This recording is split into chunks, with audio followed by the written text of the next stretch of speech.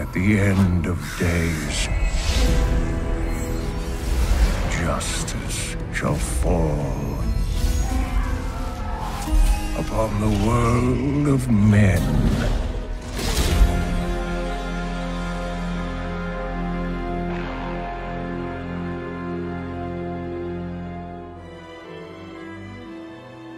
Since the dawn of time, a perpetual war called the Eternal Conflict has raged between the hosts of the high heavens and the legions of the burning hells. Amid this battle, a group of rebellious angels and demons sought refuge. And so, they created the mortal realm of Sanctuary, using a monolithic crystal known as the World Stone. Hidden from the eyes of the heavens and the hells, Sanctuary became an oasis of peace, but its serenity did not last. In time, evil crept into the world and began a relentless crusade to twist the souls of mankind to its dark will. Players were invited to take on the role of a lone hero and explore Tristram, a town under siege by Diablo, the Lord of Terror, and his hordes of foul demons. With the help of the wise Horadric scholar Deckard Cain and other memorable characters such as Wirt and Ogden, players ventured into the haunted tombs, catacombs, and caverns sprawling beneath the town, and faced nightmarish foes like the Butcher, the Skeleton King, and eventually the Lord of Terror himself. Diablo 2's 4-act story would lead players on a gripping campaign to track down the lone hero who had defeated Diablo in the first game. In the wake of his victory, this mortal champion had sought to imprison the Lord of Terror within himself. While his intentions were noble, the hero fell to the Lord of Terror's corruptive influence. Known afterward as the Dark Wanderer, he set out to find two of the Burning Hell's other demon lords, Baal, the Lord of Destruction, and Mephisto, the Lord of Hatred. Diablo 2's cinematics would tell the story from the viewpoint of Marius, a tragic character accompanying the Dark Wanderer. In-game, players would witness the aftermath of the Wanderer's deeds as they raced to thwart his quest. The adventure would also introduce players to characters both old and new, including the familiar scholar Deckard Cain and the noble Tyrael, the Archangel of Justice. Diablo 2's expansion set, Lord of Destruction, continued the harrowing story of Sanctuary's heroes. After defeating Mephisto and Diablo, players pursued Baal and his demonic forces to the legendary Mount Arreat. There, the Demon Lord was narrowly defeated, but not before he had corrupted the World Stone, the immense crystal that had been used to create Sanctuary itself. Seeing no other recourse, the great Archangel Tyrael hurled his enchanted rune blade into the crystal, igniting a catastrophic explosion. It has begun. In Diablo 3, Deckard Cain appears once again, along with a new character, Leah.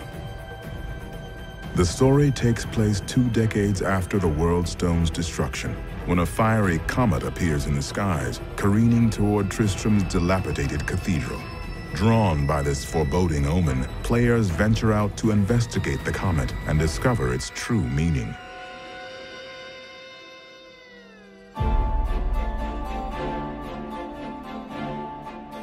Over a decade ago, the journey into Sanctuary began.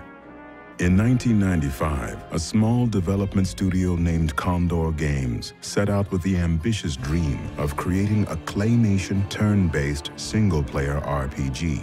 Its working title was Diablo. Condor pitched its radical idea to various publishers, until the company approached Blizzard Entertainment, a developer fresh off the success of its real-time strategy game, Warcraft 2. The promise of swords, sorcery, and slicing through waves of demons was enough to sell Blizzard on the idea. The two companies dug in and set to work on Diablo, but not without making a few changes to the game's state. Diablo's turn-based mechanic was replaced with real-time combat.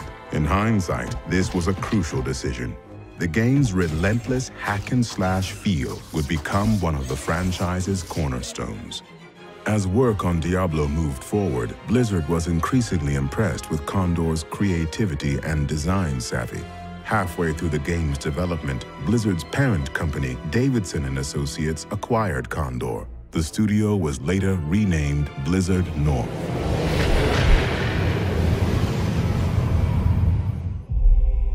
Diablo missed its intended holiday release date and hit store shelves on December 31, 1996.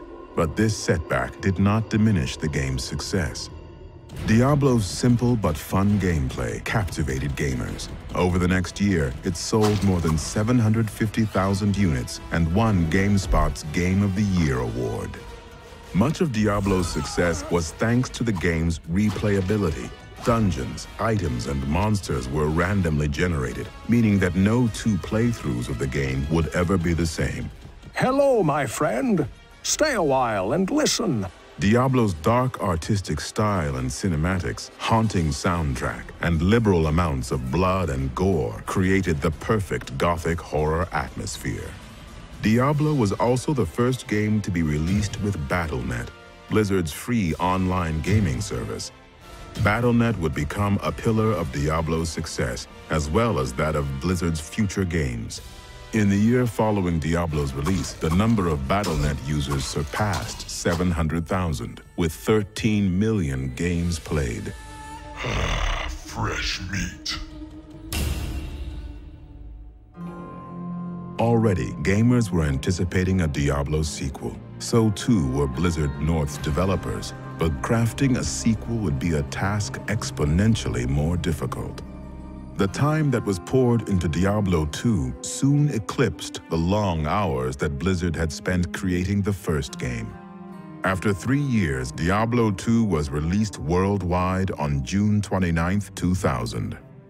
Diablo 2 introduced many new features to the franchise, such as branching skill trees, crafting, and even the legendary cow level.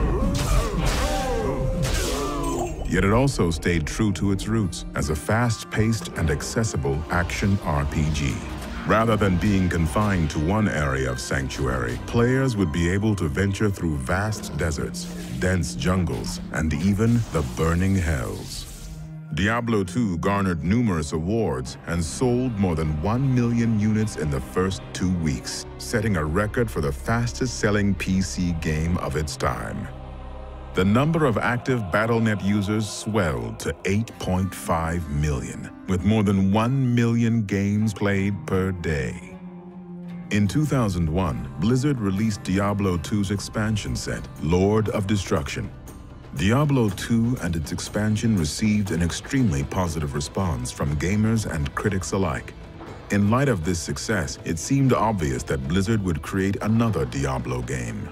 But as the years passed, no official word of a new Diablo title surfaced. When Blizzard North closed its doors in 2005, some gamers questioned when, or even if, the realm of Sanctuary would be explored by Blizzard's developers again.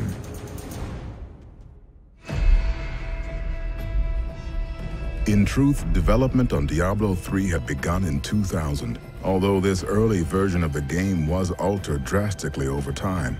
Following Blizzard North's closure, some of Diablo's developers moved to the company's headquarters in Southern California. There, work progressed on what would become Diablo 3. In 2006 and 2007, the Sin War trilogy by Richard A. Knack was released. These novels created a foundation for Diablo's future lore and also hinted that Blizzard had not abandoned Sanctuary.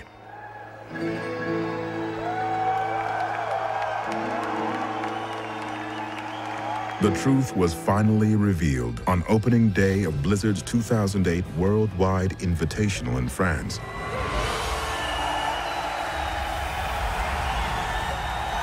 Following this announcement, information about Diablo 3 flooded the internet, while playable demos were showcased to the public at conventions such as BlizzCon.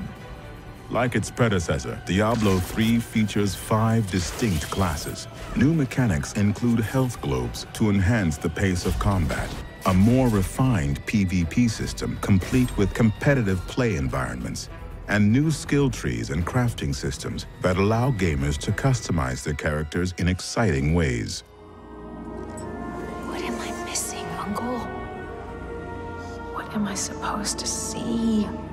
Some of Blizzard's most compelling cinematics to date were created to bring Diablo 3's world and story to life in astounding detail. Nearly every facet of Diablo 3 is poised to do just as its predecessor had done, to provide the lands of Sanctuary with even greater depth, and perhaps for the first time, truly bring them to life. But even so, a vast road of potential still lies ahead. Only time will tell where it leads next, and what terrors await players in the years to come.